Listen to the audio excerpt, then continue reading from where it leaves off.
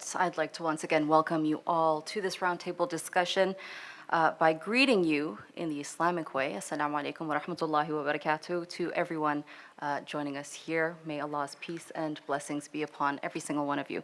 Now, in this roundtable discussion, we will be focusing on not only the reasons why we're seeing a rise in Islamophobia, but the convergences of the right and the left. Many who might not know much about the notion of Islamophobia and the profile of people who are Islamophobic assume that it's the far right that is most Islamophobic, but in recent time we have seen that the left has proven to the world that they have their own fair share of issues with the Muslim population, and we can particularly see this in Europe at the moment. I'd like to introduce my guests now. On my left, we have Professor of Social Theory and Decolonial Thought at the University of Leeds, Professor Salman Sayyid. Thank you so much for being with us here today. I also have Heba Raouf Ezzat. She is a lecturer at Ibn Khaldun University here in Istanbul. Thank you for being with us today. I also have Joram van Klaveren. I hope I pronounced that correctly. He's the co-founder of the Islam Experience Center. And last but not least, I do have Marwan Mohammed. He's an author and a statistician. Thank you so much for being with us today here at the TRT World Forum. Joram, I want to start off with you because you have an interesting story. It's always interesting to hear about the process of one who at one point in their lives didn't really like the Muslim population, but during that journey found a place within the religion. Why did you start researching on Islam, and what brought you to where you are today? Yeah, do I have to? Yes. Yeah, okay. Walaikum salam. Well, thanks for the question. Why did I start researching about Islam? It had to do with the fact that I wanted to write an anti-Islam book. So, of course, I was a member of parliament for I think the most anti-Islamic party in Europe, the Freedom Party of Geert Wilders, the guy with the blonde hair. And we tried to do everything against Islam. So we tried to push legislation to shut down all Islamic schools in the Netherlands, ban hijab, the Quran, close Islamic schools, well, everything you can imagine. But at one point I left the party because we got into this argument about Moroccan people, because they said during a rally in election time, he asked people, do you want more or less Moroccans in the Netherlands? And everybody started shouting, less, less, less. And he said, well, I'll make that happen if you vote for me. And I wasn't in the rally, but I was the spokesperson in parliament. So I said, what, is this something new? And he said, well, no, that's not something new. It's like an extension of what we do. And I said, well, that's not my extension. So we got into this argument, said, well, I'm very anti-Islam and I want to fight the ideology of Islam, as I called it back then, but I'm not per se against Moroccan people or Belgian people or whatever. So we started arguing and said, well, you have to add something to it to give it more context, so to say, so I can sell it in parliament. But he said, no, this is it. So you have to change your mind. I said, well, I cannot change my mind on this. And I said, well, you have to. And I said, well, I don't. And if you don't change it, I'll leave. He said, well, you won't leave. But I did leave. And then I finally had the time to fulfill a long-held desire, and I was writing my anti-Islam book, because in the Freedom Party, Geert Wilders, he was, so to say, the poster boy of the anti-Islam movement. And he was the guy who wrote the books. But it was always like very superficial. It was always like the one-liners you have to sell for the news, etc. So I said, no, I want a real book with like an academic explanation of why we think Islam is a real danger. And that's how it started. And then I started writing my anti-Islam book. But of course, it took a direction that I didn't choose, especially not in the beginning. And it ended up with me becoming a Muslim. So what I'm wondering here is, what was the moment? Walk us through that moment where you realized, okay, this isn't a danger, but it's something I want to pursue. Yeah, well, of course, I was brought up in a very Protestant environment, very strong, strict Protestant environment, especially the tradition. It's not so much that my family was very, very strong, but when I compared it to other people, we were. And I was brought up and born in Amsterdam, so there's a pretty liberal context, so the contrast was pretty big sometimes. I was kind of a nerdy guy as well, so I read a lot of books. I read books from Martin Luther, Zwingli, Calvin, and all those persons wrote about Islam as well, or about the Ottoman Empire back then. And they said, well, that's our historical enemy. And back then, of course, it was their lifetime enemy. But what was the big difference? Of course, they were Christians, and the Ottoman Empire was Muslim. So they wrote about Islam from a very negative point of view, but I observed it, and I took it for something true. And of course, then in 2001, it was the first day I went to college. It was me. I studied comparative religion at the Free University, and that first day was September 11, 2001. So the attack on the World Trade Center. So I already had this bias, and then of course I saw these guys flying into buildings. I thought, okay, those people are even more crazy than I thought. And then there was this famous filmmaker, Theo van Gogh. In 2004, he was killed. They slit his throat, shot him in the street, and the guy who did it called himself a jihadi. And then I said, it was near my old house. I said, well, I have to do something to protect the country against this crazy ideology, these crazy people. So I have to go into politics, because there I can be the most effective. And then I joined Wilders' party, of course. And yeah, well, when I was in the party, of course I was very anti-Islam, but I was also Christian. And when I was younger, I had these questions about, let's say, the Trinity, original sin, atonement. And I had some doubts, because I thought it was not so logical. But when I asked ministers for explanations, they couldn't give me satisfying answers. So I thought, well, perhaps I'm just not smart enough. So I let it for what it was. And then when I was in my 30s, of course, I started writing this book. But those questions popped up again. So I thought, oh yeah, there was this concept of the Trinity that I couldn't cope with in a way. And then I saw Tawhid, and of course I knew it from my studies, but it was always like an object of study. It was not a real alternative for the truth with a capital T. But now it was, because I thought, well, it looks more logical in a way.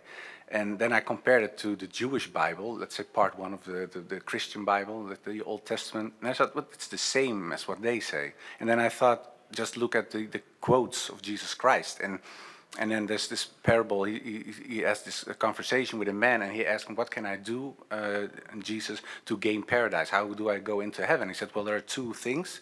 Sounds easy, but it's pretty difficult sometimes. And then he repeats Shema, and that's in the Jewish tradition. They say, O Lord, O Israel, your Lord God is one. And I thought, well, if even Jesus Christ talks about one God, and I see the Old Testament people talking about one God, and the Muslims talk about one, perhaps there is some truth in this one God concept as the Muslims present it. So that's how it started. And I still had this distinction between me and the Muslims because of Prophet Muhammad, peace and blessings be upon him. I thought, okay, at least I'm not a Muslim. But I had to write about him as well, of course, to show what is the big difference between us and them.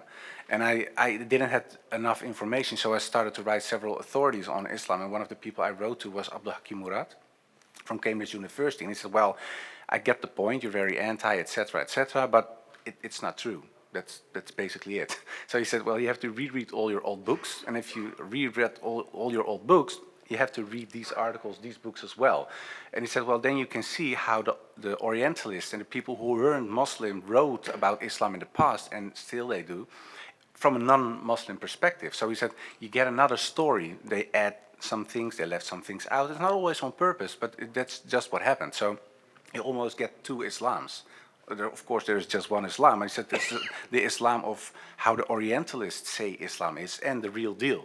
And he said, you're looking for the real deal because you want to write a book based on facts and truth. And then I started reading about his life of the Prophet, and I saw him for the first time as a man, and as a father, and a husband, and a teacher, and it was like a complete new person for me. And so, well, this is a very inspiring person. So that's how it started. And when I, in the end, came across the story of Hind.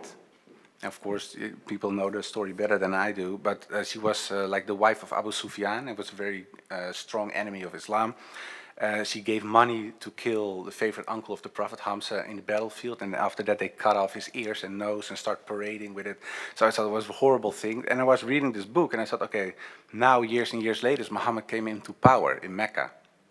But Hind was still there, so I thought, okay, now she gets killed. Now she gets crucified or her head cut off or whatever.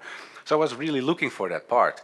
But then in the story, they said, well, they bring the news to Muhammad. They said, well, Hind is still here. What do we do with her? And they said, well, bloodshedding is over. So everybody who wants to stay, stay. These are the new rules. If you don't want to stay, go. But no more revenge.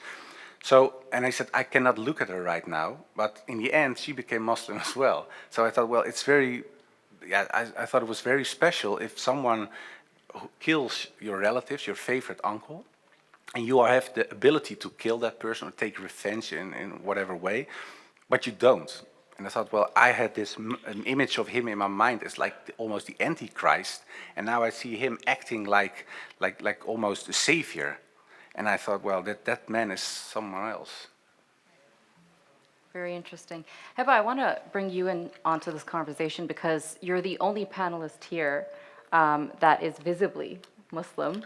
Have you ever experienced an Islamophobic encounterment that you'd like to share with us? Can you hear me? Okay. Thank you very much. This was very inspiring. I'm very happy to be with you on the panel, the colleagues on the panel, all of them.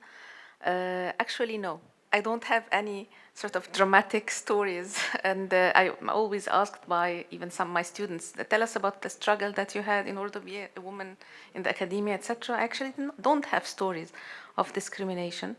And I think when I think back, I say, why wasn't I discriminated against? You know, it's like I wanted to have some stories to tell, and then I managed to face all that and then still continue in my struggle. Maybe because the way I was brought up, maybe. Because I am aware of the tricks of being classified. I was brought up in a Catholic German school in Cairo, a sister's school, so girls' school. And I have encountered the West in the face of my teachers, my German teachers, and with the pros and cons, you know, with the devotion and the attitude of bringing us up in a way that we would become independent and working hard, etc. The German Mercedes machine, yani. And at the same time, there was that tension when I wore the veil. And this was Egypt, this was not Germany, you know, and we had some issues yani, with the sisters, with the Catholic sisters at school, and they said this is not the uniform.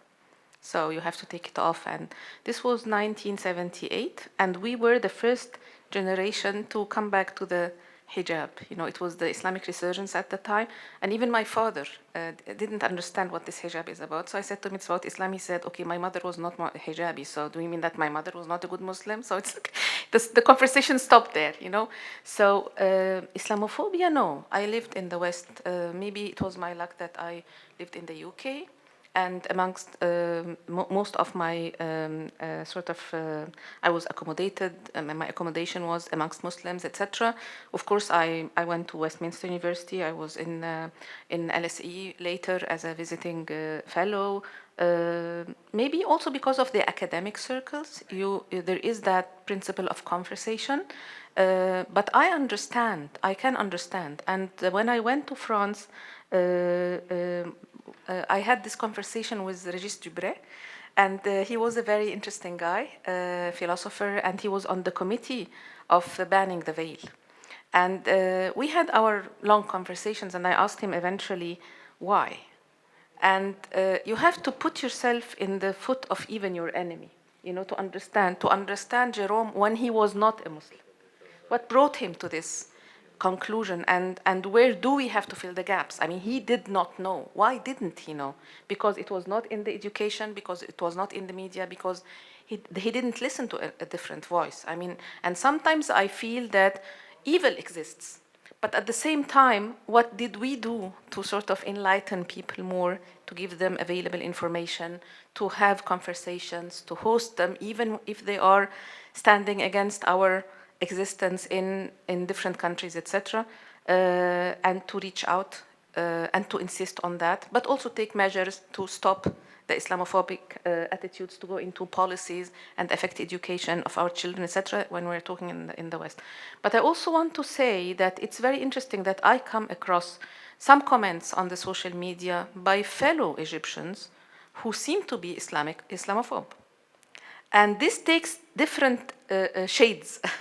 You know, one of the shades is that you feel that some people are ashamed of their Islam because of the Islamophobic, attitudes in social media. So they say, no, no, no, Islam is not about this. Islam is a liberal. Islam is so and so. And they don't know enough about their own Islam. So you feel that they are all the time on the defensive, while they are actually living in a Muslim majority country, and this is extremely interesting. The other thing is that Islamophobia, and we have reports about that, is actually existing also in Muslim majority countries. And for different political reasons, some of the Christian minorities in the Middle East now are into the Islamophobic mood. They feel, especially after the Arab Spring and they saw the rise of Islamism, etc. On the other hand, the media sort of performance of some Islamists were not that encouraging for them. And again, if you put yourself in their feet, what if you were at that time a Christian? What if you are a Christian in Iraq, seeing ISIS and all of that? People are driven by fear, and this fear actually is a capital. It's a capital for the heads of these communities to be representing them in front of the West, asking for help and protection, etc. And there is so much. It's not only about how you feel about Islam or how you feel about culture or others. It's also about trajectories of interests as well. So there is a great deal of politics playing in this domain. Marwan, I want to bring you in because Heba mentioned twice the crucial role that media plays in the rise of Islamophobia and Islamophobic sentiment across the West, but it also in Muslim majority countries. I want to find out about your story as well, because it's really interesting to see how you went from finances to fighting Islamophobia. But first, kind of give us some insight into the role that media is playing in all of this. Yeah, so to use and derive maybe a concept from economics, there's an idea about the media that is co-integrated vision of reality. It's a projection of reality. It's not reality. What goes on in the media is not the actual reality. It's a reflection on the reality. But it's co-integrated, meaning that the media produces effects. It shapes our conception of what is reality. So the media has an effect in everyday life of people because it shapes their representation of one another, of the alterity of what it means to be a minority in said country, of what it means to be a Muslim. And if Muslims are constructed as a threat, as a problem from a political and media standpoint, then over time it shapes the ideology, it shapes the perception of everyday people. It doesn't take away their individual responsibility because it's upon every one of us to look for one another, to ask questions, and to shape our perceptions based on true facts. But there is also a media and political responsibility behind this. And the other way around, the media are shaped by reality, so they address the current terms of the political debate. So if the far right is pushing for these themes or for these questions to be at the center of the agenda, the media have to take an informed decision on whether they give these themes, these tropes, these questions some form of validity. So it's not that the far right only is acting and producing hostile content about Muslims and Islam.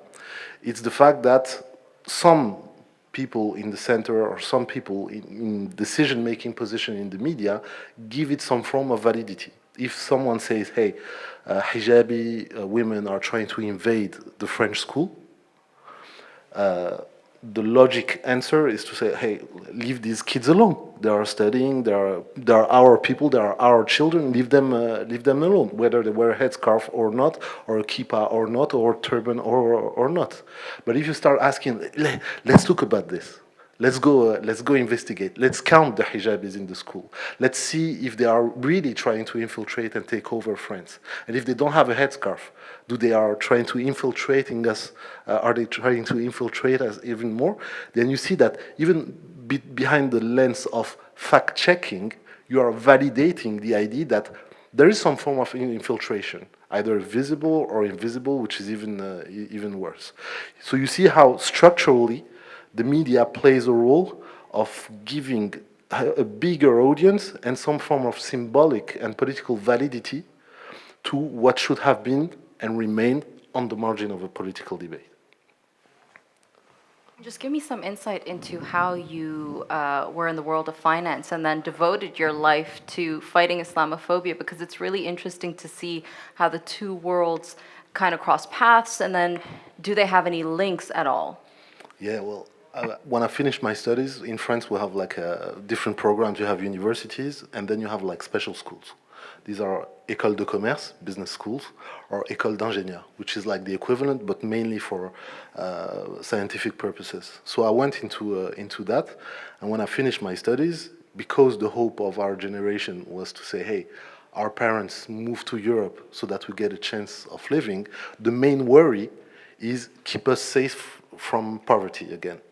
So basically, logically, you would say, hey, where am I going to secure a job that is really paying when I'm not going to be discriminated against? Well, that's at the bank. So I went into finance in the 90s, in early 2000, with the hope that we're going to be safe financially and never again our family will hear of poverty and worry about where we're going to be living and all that. Because the notion of choosing your studies was based at the time on utilitarian purposes, survival purposes.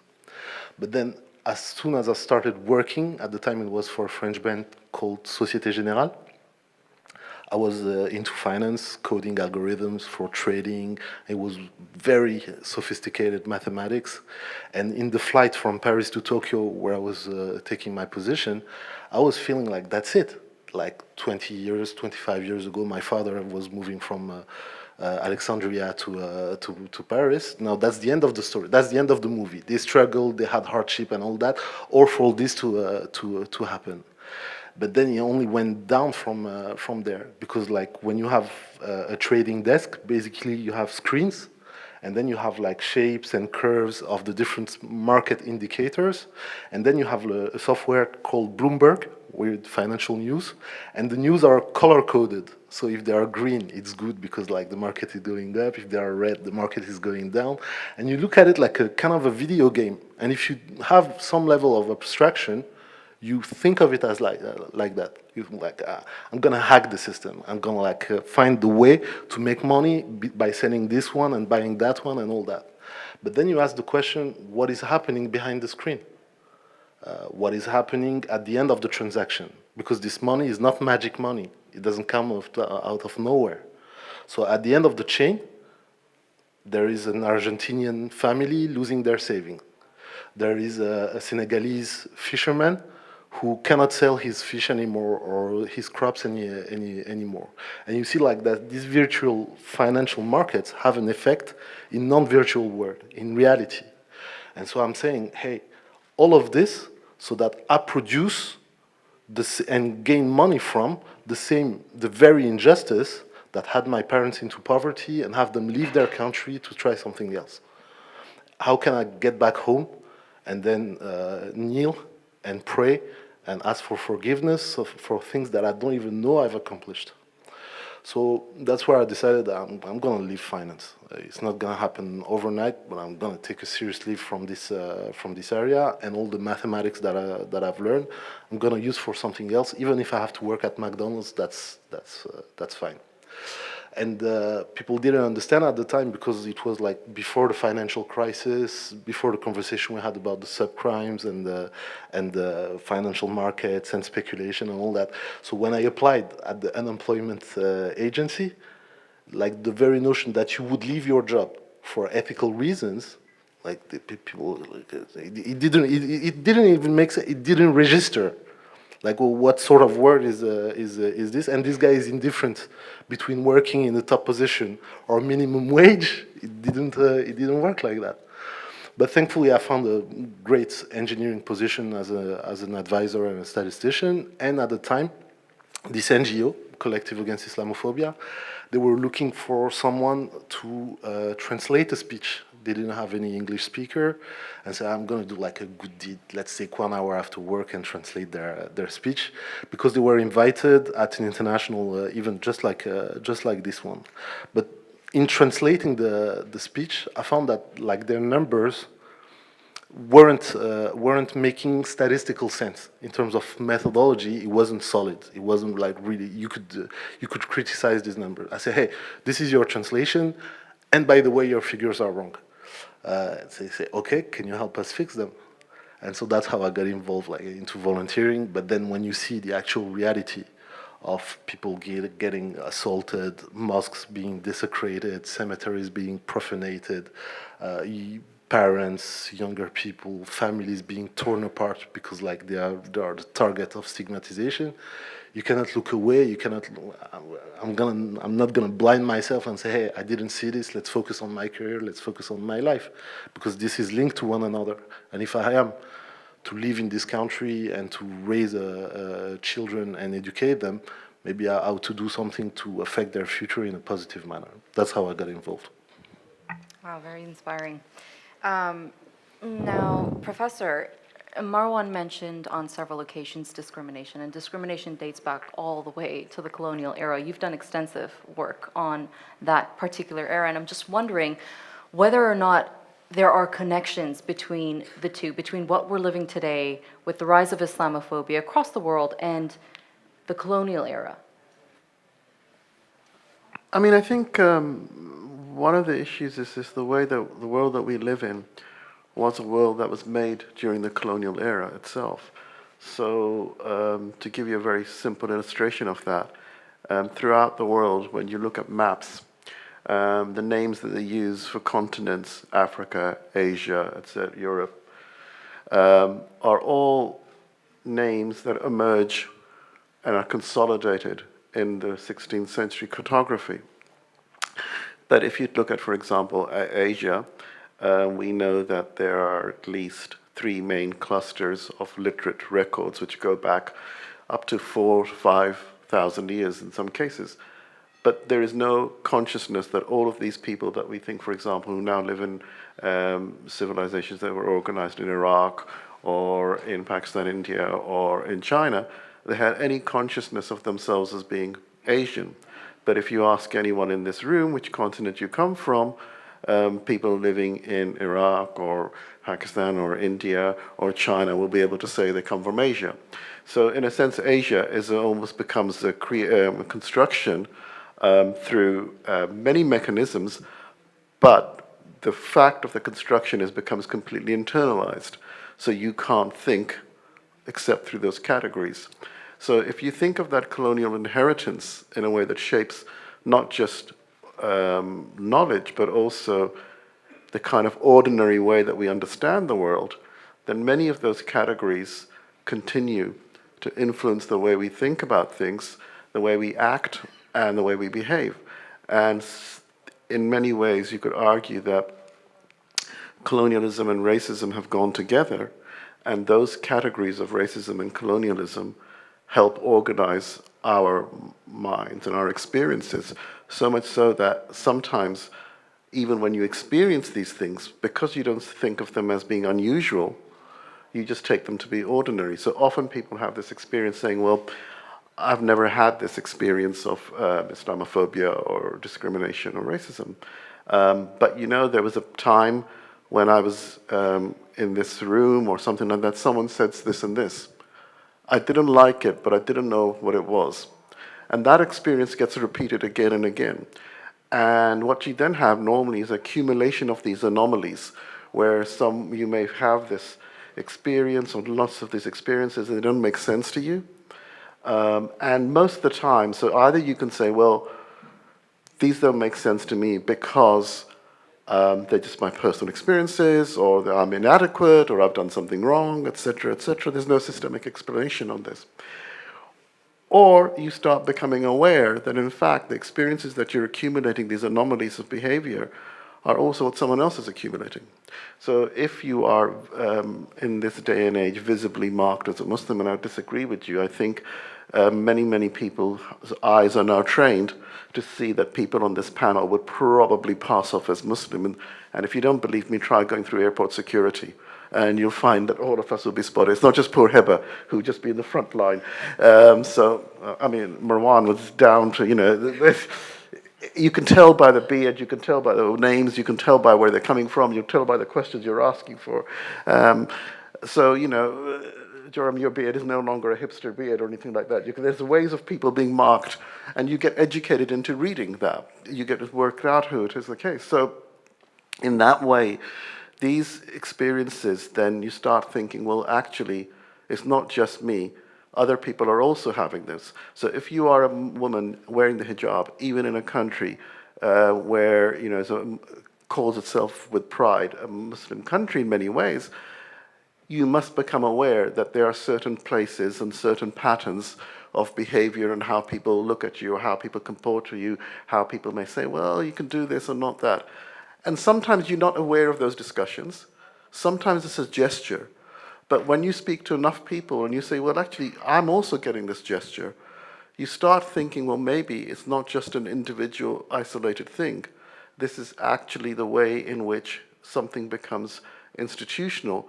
So people who are doing it are not aware that they're even doing it.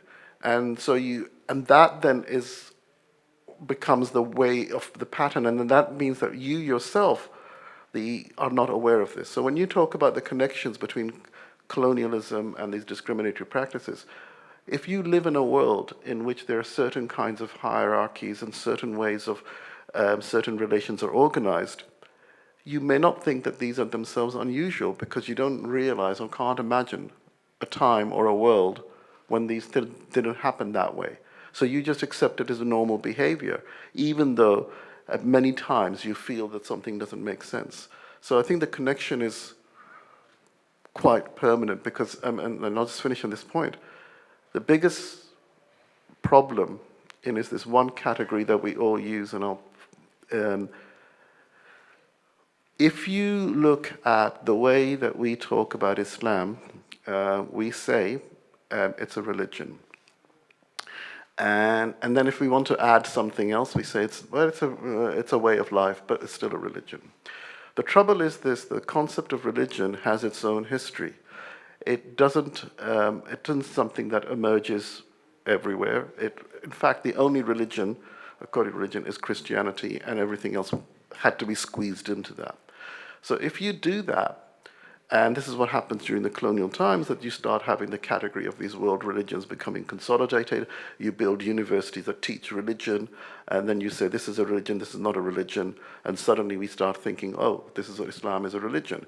If it's a religion, and the pattern for a religion is what Christianity is, then you have this challenge of saying, well, Islam is a religion, but it's different, and how do you explain the differences, what the problems are? But you've already started with this idea that Islam is a religion, and all religions are basically patterned on Christianity. So you have this pattern which you don't feel,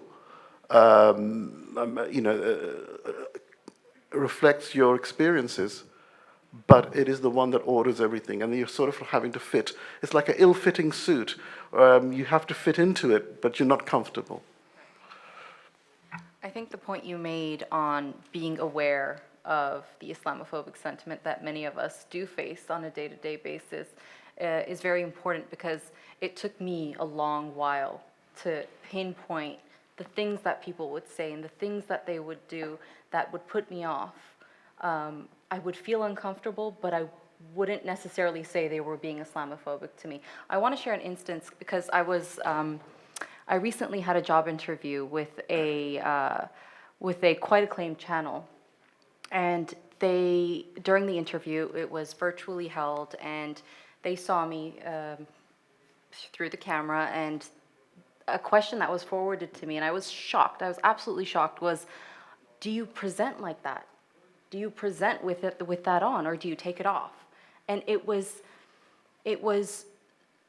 astonishing to me that in this day and age that people can question whether or not you visibly choose to carry yourself in that certain way, and how uneducated people are still in our day. Joram, I want to cross back to you, because being educated on a topic like Islam, do you think that we lack it in the education systems? Do you think that people need to up their game in being aware of various types of people, especially when it comes to topics like Islamophobia, where we're seeing a rise of it, and an increasing number of people reverting to the religion?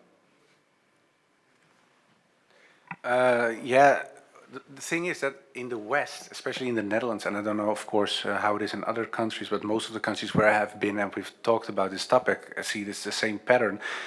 Islam is almost out of history books. And that's very strange, of course, because when you look at the Renaissance, for example, that started in Europe because of Islam. And the funny thing is, and just like an anecdote, but it reflects a little bit of what I want to say, is about the history of the Netherlands. And the Netherlands is, when I look at my old party, the Freedom Party always said Islam is like, it's alien to our culture. It has nothing to do with the Netherlands. Islam is out. It's something strange. It has to be gone, etc. And that's a message that gets repeated all the time. So Islam is aliens. It has nothing to do with us.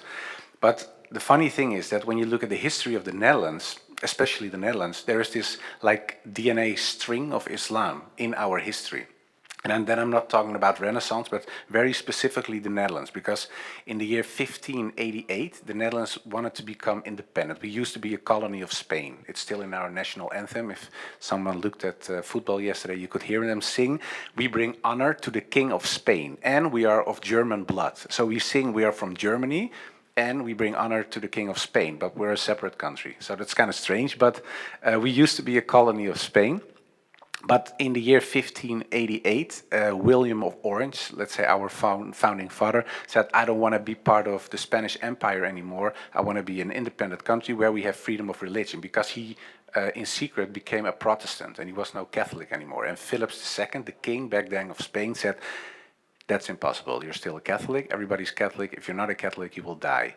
And he said, okay, and he said nothing about it. And then in the first 2-3 years, he said, okay, they called him William the Silent because he didn't spoke out. But in the end, he said, well, I cannot be silent anymore. I have to be who I am, and I wanted to be a Protestant, and people who want to be Protestant here can be Protestant as well.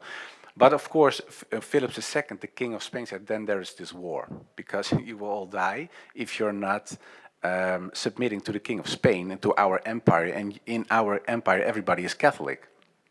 So this fight started, took about 80 years, and we were losing big time. Everybody got killed, and the Spanish was, it's like the Spanish Empire back then was like the USA, and we were just ourselves. So it was, you couldn't fight it. It was not a real match. But William of Orange said, well, who is the enemy of my enemy? And he said, well, the enemy of my enemy is the Sultan, and that's my friend, is the Sultan of the Ottoman Empire. So he said, can you help us? And the Ottoman Empire, the Sultan said, who are you? I don't know. So he started explaining, well, we're this little country, etc., and we're here. And he said, okay, what's in it for us? And then he started explaining, we're a little different than Catholics. So we have a religion that looks a little bit more like your religion because we don't have this statue abiding, etc. But it's not so interesting for you, perhaps. So when you, with your ships, go from the Ottoman Empire and you cross the sea, like it's Spain, then you're in hostile territory because everybody hates you. The Spanish hate you, the Portuguese hate you, the English, the French, and we, because we're part of Spain. And he said, well, if we are an independent country, you have this safe haven. So he said, well, perhaps that's interesting. So he said, well, I'll give you money and I'll give you weapons. And in the end, because of the weapons and because of the money that the Ottoman Empire gave to the Netherlands, we could fight the Spanish and became independent. So our independency of Spanish we thank to the Ottoman Empire. And it's funny because it's not mentioned in our history book, not at all. But if you walk through certain cities in the Netherlands, you see statues of let's say European guys, Dutch guys, wearing like a vest with a half moon on it. And everybody thinks, well, it was because it was night or something. No, it was because it reflects the help of the Ottoman Empire. We even had ships that were called the Half Moon. And there was this slogan, they said, I'd rather be Turkish than Papish. And when you translate it into normal day English, they say, I'd rather be a Muslim than a Catholic. So that's really at the heart of who the Netherlands was. So our country was founded because we were looking for freedom of religion based on the Islamic thought of freedom of religion. And we got there by the help of the Ottoman Empire. But it's not in our history. And everybody keeps repeating, well, Islam has nothing to do with us. Yeah, perhaps when you're from Norway, but when you're from the Netherlands, you have this Islamic string in your history. So. Heba, I want to bring you in because, yeah, please, please, let's keep it conversational. Whenever you guys feel like you need to add to whatever any other panelist is saying, feel free to do so. It's actually an idea that just came to my mind when I was listening to Salman and Joram. It just crossed my mind. Maybe at the back of the mind of many Westerners, because of the Christian history, for Christians, there was at the beginning of Christianity, paganism and Christianity, and that was it. And as if there is that idea somehow that whatever is not Christian is pagan. And this explains, I mean, people don't say it out, you know, but this explains why everything that Muslims do is misinterpreted.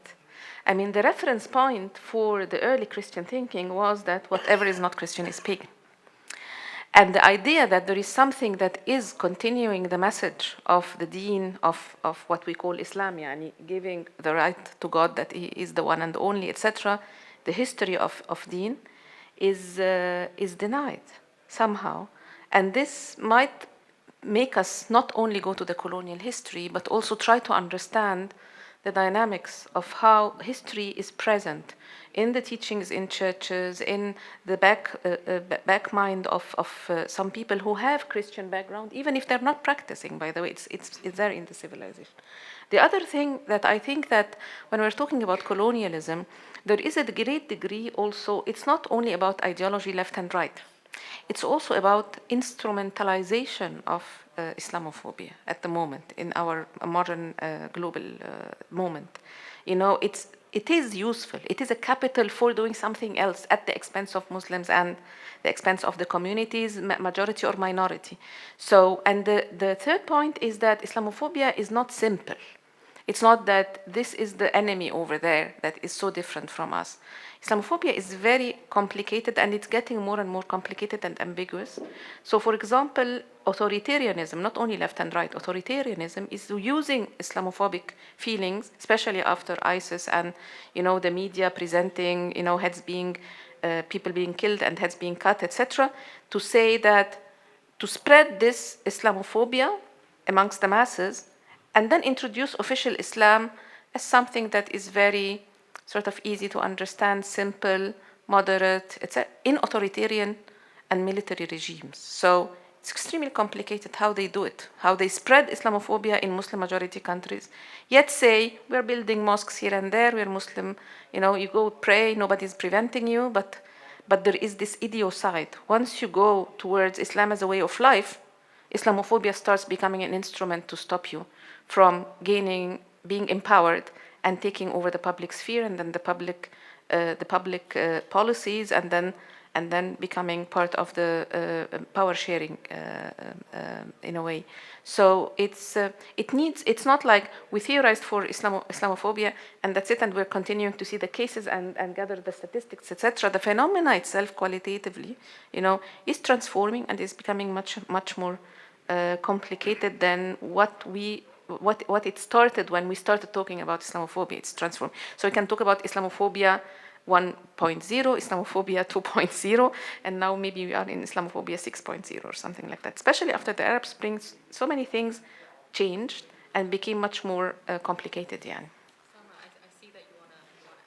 Yeah, I mean, I just want to agree with what, well, 2 points really. Joram's idea of recovering a certain kind of history that's lost, I think that's really, really important. And I think this is something that everyone involved in education or in the media, you can do a lot by tracing out these different histories, because it makes things more complicated. But I also want to agree with Heba in one way that Islamophobia is complicated, but it is a form of racism. And that in itself is complicated. It's also institutional, so it's not just about the attitudes of individuals, it's also how you have systems and protocols that actually perpetuate it without actually requiring individuals. Again, if you go through airport security and things like that, you will often be surveilled by someone who is visibly a Muslim, who may be a better Muslim than you, but they are having to do this in a way because that's what the protocols are. And the third point that I would make is that it's global. And I think Heba is very, very right to point out that Islamophobia exists among some of the best Islamophobes in the world are Muslims. Because they bring an idea of, well, we know what it's really like. And what is at the heart of Islamophobia is an attempt to place the idea of Muslimness or the category of being Muslim in a box, and a box that prevents it from being a part of the future. And so, yes, you can do it. I think, the thing about having mosques and praying, and which is really important, but not having anything that makes a difference in the society that you live in. That, in a way, is really the thing. So, and this distinction about private and public, which then becomes a way of constraining what the role of Islam should be in any society. And I think this is something that is, at least about 100 years old in that process. There have been a number of episodes in Muslim history where you've seen this kind of de-Islamicization, making Islam away from the public.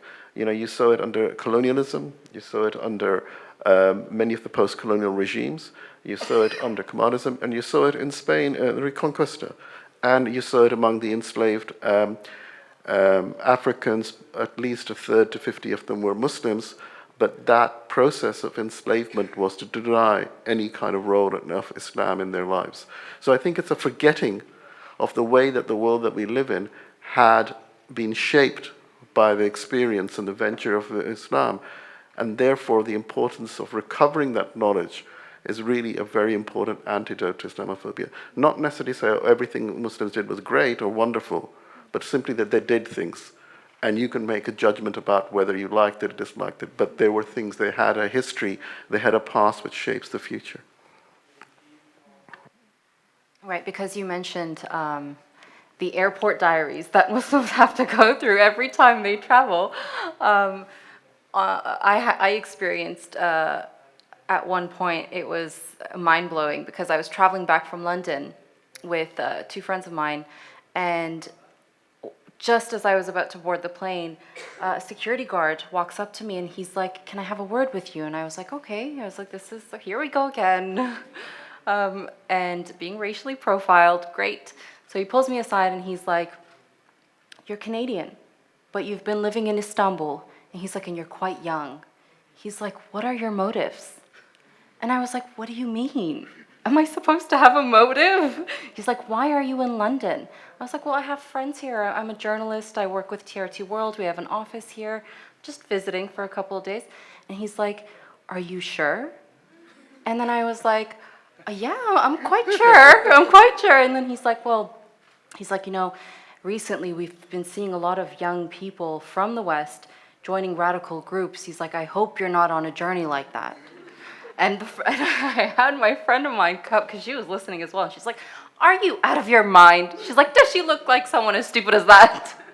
So it's really interesting to see and hear the stories that Muslims have to go through while traveling, especially at airports, because you can be subject to really interesting conversations. It's quite funny to, look back on. You could actually do a collection among Muslims airport stories, because in a way this is something which has happened recently, like after 9/11, and there's a phenomenon. Every Muslim has some kind of story that they have experienced, and I think you could probably have a 10-hour documentary on just all the stories that you can accumulate, from little things like that to big things like that, or someone being told, "Can we look at your bag?" and things like that, and whatever. It's fine. No. And I said, "No, it's okay. I've passed 3 airports." It's after you go through security. And they said, "Well, if you want to complain about us, you can go to the office next door to complain about us, but we need to look at, and then you can tell us." And I said, "Well, why don't I just go through the airport without complaining about you, just let me go?" So there's all these sort of ways of trying to sort of navigate, why are you there, why are you not there, and what's happening. And I think every single Muslim story you could have, and I think TRT could do a world series about just collect airport stories across the world. So this is a free idea for TRT World, 10-hour documentaries. Look, we have Aslan. She's a part of our documentaries team at TRT. Let's note that I think it's a great idea. We do have a lot of content that we can deal with in creating a documentary on that. Marwan, I want to bring you in now because Islamophobia is expressed differently on the political spectrum, whether it being with the right or the left, and you come from France. Do you think that there's any point of convergence between the two? I think it's an area where really coming from France, we are at the avant-garde of the phenomenon. We are at least in one category, the top of our game. So in terms of producing Islamophobia, you of course have like your traditional racist, anti-Arab, anti-black, anti-Muslim narrative, which is quite vertical and simple. We are better than them. Our civilization is superior. These guys are savages, barbarians, and this is nothing new, and it has no relationship with the level of knowledge that they have of Muslims and Islam, because it serves a political purpose.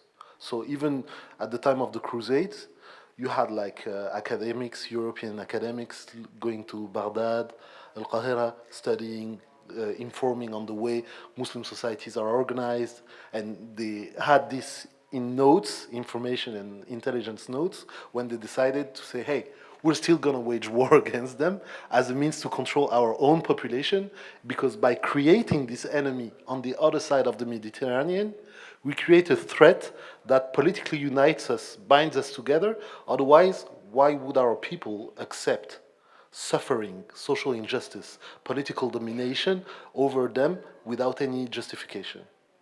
So this is nothing new, and this is like the most common form of racism you can think of when you put together a few ideas. But what is a driving force in the French political game is left-wing, neo-republican, civilizing forms of racism. See, if you look at any system, you look at physical system, mechanical system, political systems, you look first at the margins, then you look in the middle, at the center, and you see how the margins and the center interact with one another. And in the French political game, the driving force, the validating force, has been this neo-republican group. It's one thing for the far right in the 80s to say, you dirty Arabs, go back to your country. But when it gets recoded with a different phrase saying, hey, we are a secular country, we abide by laïcité, we need to reinforce laïcité and be firm about it, then everybody understands that these guys are the target and we want to move them out of the country, or we want to minimize them or demise them politically. So the language has changed, but the target and the message is exactly the same. And what neo-republican left provided is a new language that provides political racism without the social guilt that used to come with it, with blatantly racist language.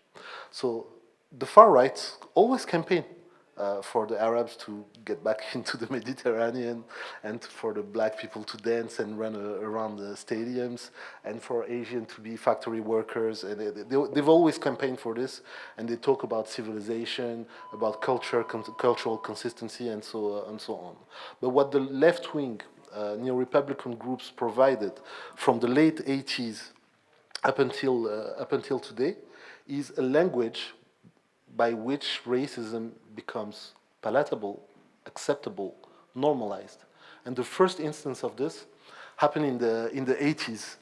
You know, you have a French car. I know they are not very popular, but you still have French cars like Renault, Peugeot, Citroën, and all that. And Peugeot and Citroën were the same groups, and they had factories. And in these factories, you have like very diverse communities. And at the time, Turkish communities, recently there are more like business owners having like restaurants, factories of their own, construction companies, and all that. But back in the days, they were part of the factory working force in these areas. So North African, Sub-Saharan African, Turkish families, they were part of the workforce in these factories. They were not a majority, but they were still a significant part. But when Mitterrand came into power in the 80s, he took a big turn, a big liberal turn that had a devastating impact on working conditions. They were really harmful for the workers. So they organized strikes to block the work and ask for a raise on their salary, taking into account their conditions of work. And because their fellow colleagues, some of them were Muslims, they included in the demands that they have kind of a prayer time or a prayer space where they can go instead of going all the way outside the factory for Jumu'ah prayer or for lunch or whatever. But at the time, it was like completely normal. But who was in power at the time?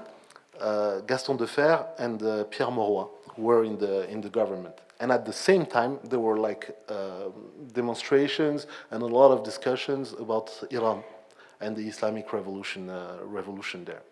So the way the French government framed the issue of the strike in the factory was to say that this was an Ayatollah type of demand, that this was an Islamic problem, that basically Ayatollahs wanted to take over French factories. And it was the first time that a left-wing French politician used the Islamic framing of the issue to make it a problem, to take political advantage of it, even though there was no Shia, there were no Iranians in the protest and all that. But appealing to the religion of the protesters, of the workers, to build them as a problem was something relatively new at the time. So the far right has been going on with their agenda, and they use it very well because they know that structural discrimination and structural biases work in their favor in normalizing their ideology. But the force that gave them validation is this specific group of neo-Republican left, which makes it acceptable to hate Muslims and to treat them the way they are. And to conclude on this, I will keep my airport stories for another time. I have a Netflix series just on my own with the airport stories, with the numbers. But a point on education, and this is something that I would not like to correct, but just maybe to modify and enrich. There is this belief that the more people are educated about Islam and Muslims, the easier the situation is going to be and discrimination are going to disappear, because once we know each other and understand each other, they will see the truth and they will behave and all that. And this doesn't work that way. The effort of education, not only I respect, I admire profoundly, because for me it's necessary. And it's not only that, it's also a religious prescription to pass on a message, to educate people, to show the beauty and the history and the knowledge that comes with it. And it has immense value. It educates people, it educates us also, because in the process we learn about who we are and what type of society we are part of. But it only works to some extent in changing behavior in the society, because it's also about power. And I'll take a very specific example. I'll wrap it around an anecdote so that it's more understandable. So I'm working. We're working very hard with my wife, and we buy a small flat in central Paris. And because we don't have that much money, we do the works inside the flat ourselves, the painting, breaking the walls, electricity, and all that. And so over the weekend, I'm wearing like sweaters and T-shirts and all that, and taking like the garbage from the building. But it's a central Paris building in a quite fancy area, even though the flat is small. So the neighbors, they come and they see me like that, and they tell me, with tu, which is like an informal way of interacting, ils te font travailler dur. They have you working hard. Like I'm the worker in the bill. So I don't contradict them. But as soon as like the work is done, and it's Monday morning, I have to go to work. And at the time I was in like a major company, so I'm dressing a suit and a tie and all that Monday morning in the elevator with the same neighbor. And so like just the difference of like symbolic code, and the fact that they looked me up on LinkedIn or whatever, and they saw that I have a senior position, completely changed the discussion. Now we switched to vous, which was like formal interaction with me, and the fact that they changed behavior didn't change their understanding. It just changed their notion of who has power over who and how. So it's about education for sure, as a common responsibility in society, and especially about Islam, where it's not only a religion per se, but it's much bigger than that. But instead of changing only understanding, let's change behavior and understand that there is a power dimension to it, because they can afford to treat us like this, because they have the power to do it. And as long as we don't shift this, as long as there is not a price to pay for being Islamophobic and excluding someone, then things will not change on the long run.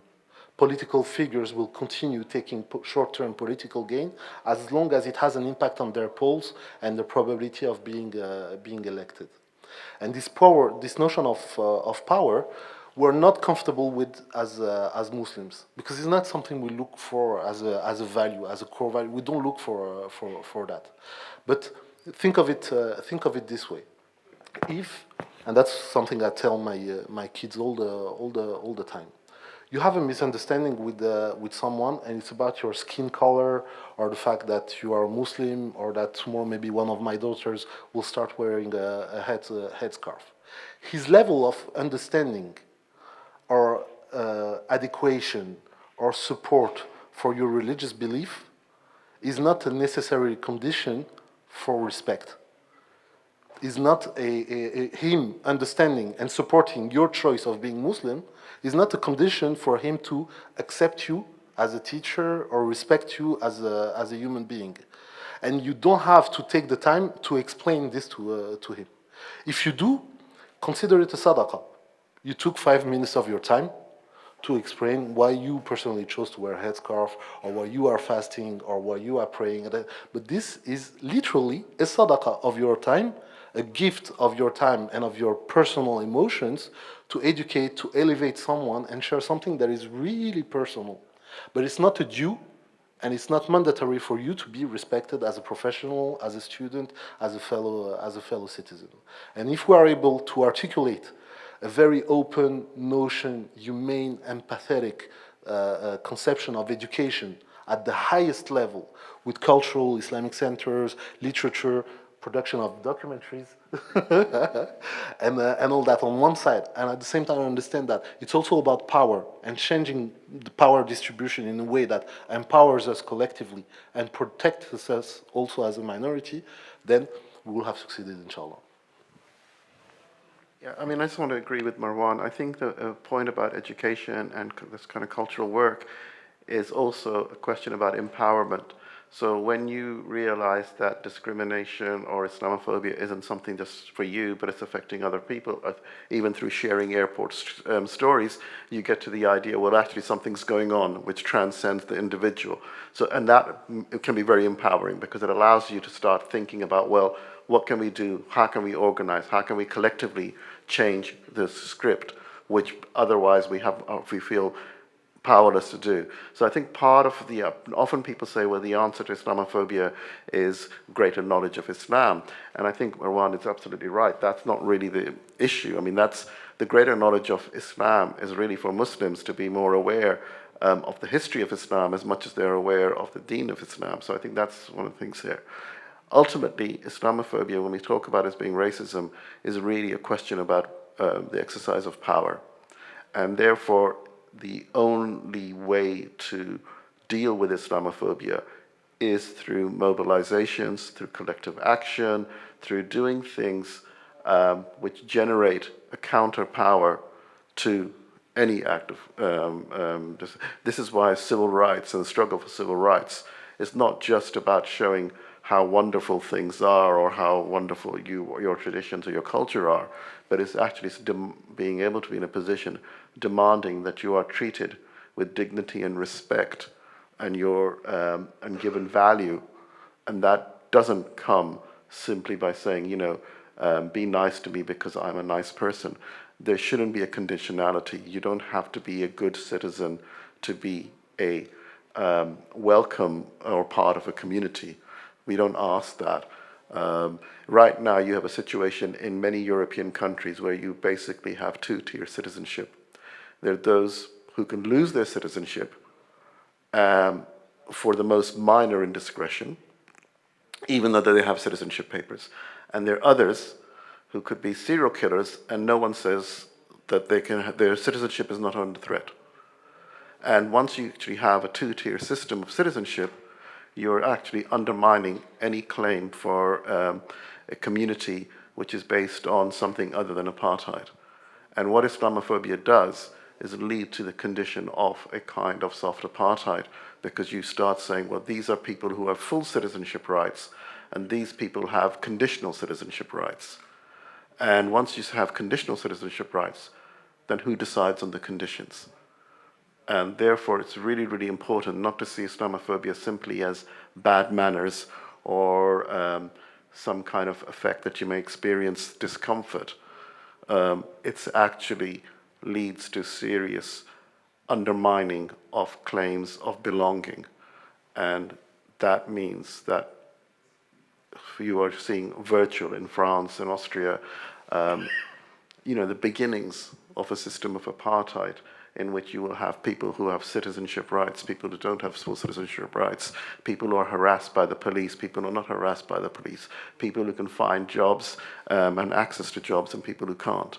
And that is going to be marked through whether they are considered to be Muslim or not Muslim. And it's not a question of how much faith you have or how devoted you are.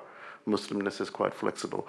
It's always important to remember that the first person to be killed in retaliation for the attacks on 9/11 was not a Muslim. It was a Sikh man who owned a gas station, and he was killed because the racists thought that he wore a turban, and being a turban made you a Muslim.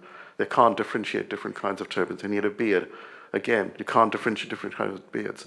So it is worth remembering that the attacks start off with they're considered to be Muslim, but it's really about the vision of Muslimness rather than whether someone is a proper or improper Muslim.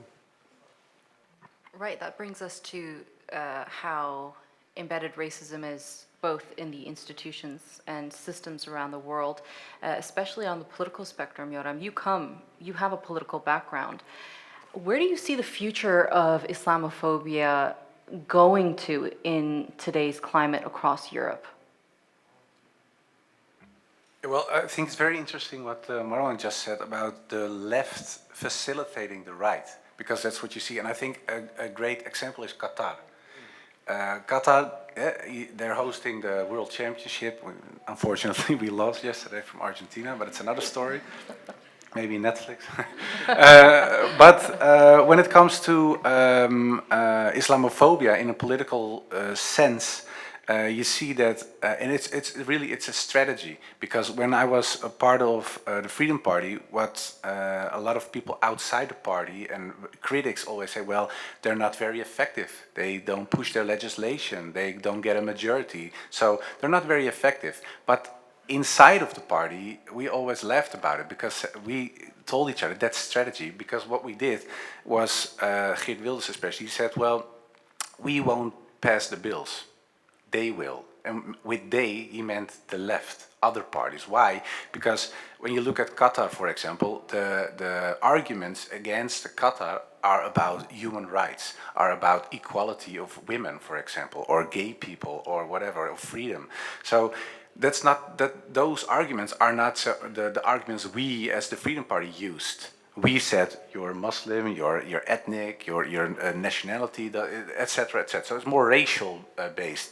But the left talks about equality. So look at the position of women, look at the position of gay people. It's horrible. It's horrible. So and right-wing people, especially on the far right, they don't say anything then, because they are doing their job. And that's what you see now. We, for example, it's kind of strange, but we have an animal party in the Netherlands in parliament. So there's this party that fights for animal rights.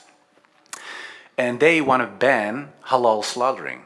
But the first bill was pushed by the Freedom Party, and there was no majority. And then Wilders said, well, we'll leave it, we change the narrative, and no, we don't talk about Islam, we talk about animal rights. And then they will do it. And in the end, they got a majority because of the left. So that's how it works. And I think that is the future, unfortunately, that a lot of people always seek refuge in the left in the political sense. You see a lot of migrants or children of migrants or Muslims in general voting for left-wing organizations, left-wing political parties, because they say, well, they're not anti-Islam. Yes, they are. They just don't say it. Right. and they don't show it, but they do it when you see, look at their policies, look at the way they talk, and there's this narrative, this idea, and that's, I think it's broad from left to right. It's just a secular liberal thing that, like it said, Muslims are backwarded, and we are going up with humankind to science. And science is something else than religion. They cannot go, because that's a Christian thing from the past. Science is the enemy in a way, because the Catholic Church says we don't want to have scientists telling us how the world is. We tell the scientists how the world is. But in Islam, of course, there was a whole other ball game. There was that story didn't exist. But it's still at the heart and in the culture, conscious and unconscious in the West. So that's how they treat Muslims. They say, well, we pet you, we give you the thumb, you're okay because you're a minority, when I'm talking about the left. But as soon as you talk about Islam, then you become an enemy. And we won't say it to your face, but we'll act upon it. And for example, you see the ban of the niqab. Now in Denmark, they're pushing the ban of the hijab. We have slaughtering, the halal slaughtering they wanted to ban in the Netherlands, they succeeded.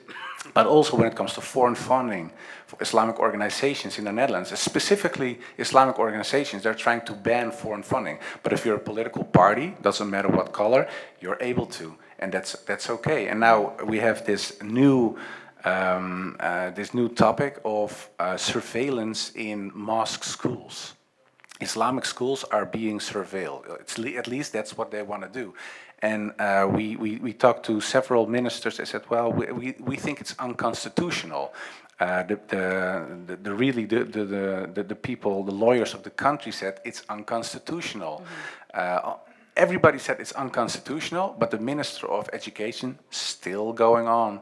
And he still says, well, I'll make this happen. I'll make this happen. So it doesn't matter if it's unconstitutional, right? Right. He wanted, so we took him to court, and we'll see.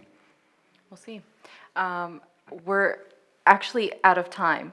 But Heba, I want to give you one last question real quick if you can for me. Do you think there's a political solution at all? I think that's that answers for itself, the silence. No, I agree with Marwan. But there is no contradiction between the different levels, as you mentioned. And I think that the empowerment of the Islamic discourse, the Islamic action, the Islamic networking, working on policies, stopping and using the tools of law, etc. But again, it's not only about instrumentalization. I think that those who still have some reason in Europe should be aware that this is taking, if you are a Democrat, if you are a citizen of a European country, Islamophobia is like a blanket, and it will hit all. It's like it's undermining the constitution by a minister going ahead. It's undermining the public sphere diversity. It's undermining. So, I think it's about Muslim empowerment. To know how to deal with the tools of media, of policy making, of lobbying, of dissent, basically. But at the same time, it's also about bringing some sense to the European public sphere as well, for people to realize, agree with Muslims or not agree, this is going to take a toll on a long experience that actually world civilizations look at. There is the side of colonialism, but there is also a struggle inside European countries that we do cherish at the same time. So I think this is what is at stake. Maybe more lobbying, more networking, new discourses, because as if we went into after 9/11 till today, we have been sort of within the same frames of analysis and discourses, etc. There is something that needs to be done for the future, I think, some sort of reformation of our strategies and tactics and discourses. All right, I'll end on that note then. Marwan Mohammed, Salman Sayyid, Joram van Klaveren, and Heba Raouf Ezzat. Thank you all for joining me here today and for this lovely, lovely discussion. It was amazing.